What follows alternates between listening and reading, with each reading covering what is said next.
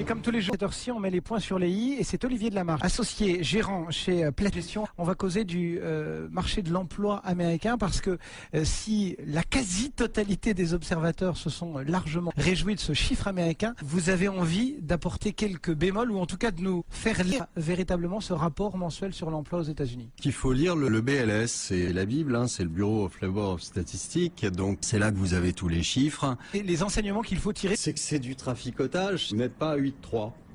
tous les gouvernements, on le sait, on tendance un peu à ajuster les chiffres. Oui, non mais il y a ajustement et ajustement, c'est-à-dire que là c'est du grand banditisme si vous voulez, c'est une pure escroquerie et s'il continue comme ça d'ailleurs, à ce rythme-là, il va bientôt nous sortir un taux de chômage négatif, ça sera le premier au monde nous trouver ça, mais il faut qu'il fasse attention dans ses statistiques, à bien faire ses additions et ses soustractions parce que on va y arriver.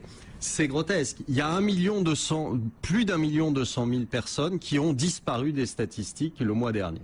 Tous les 4 mois, vous avez 1 million d'Américains en plus, donc la population, elle, totale, a augmenté. Comme d'habitude, de façon linéaire. Taux de population active est tombé à 63,7%. Si vous le faites tomber à 58, vous n'avez plus de chômeurs.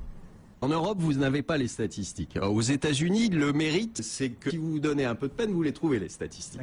Aujourd'hui, on s'aperçoit quand même qu'il y a un certain nombre de chiffres qui sont effrayants pour la population américaine. Quand je vous dis il y a 47 millions de personnes qui mangent avec des rations alimentaires, il y a quand même quelque chose qui ne va pas. Ça représente 15% de la population. Alors après, il ne faut pas nous dire qu'il y a 8% de chômeurs. Si vous prenez tous ces chiffres-là, vous apercevez qu'en fait, on vire des gros salaires depuis 3 ans, 4 ans. On les remplace par des salaires qui sont inférieurs, des salariés qui ne sont pas au même salaire. Ça fait des rentrées en moins pour le gouvernement américain, qui lui n'a absolument pas entamé de réduction budgétaire ou quoi que ce soit.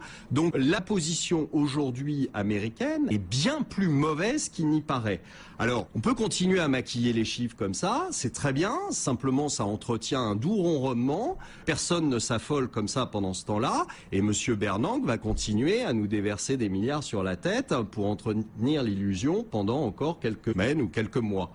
Mais pour ça que vous posiez la question tout à l'heure de savoir ce qu'allait dire Monsieur Bernanke, la même chose que ce qu'il dit depuis 2 ans. De toute façon, il n'a pas beaucoup d'esprit là-dessus. Pendant ce temps-là, il continue à vous faire des QE3, 4, 5, 6.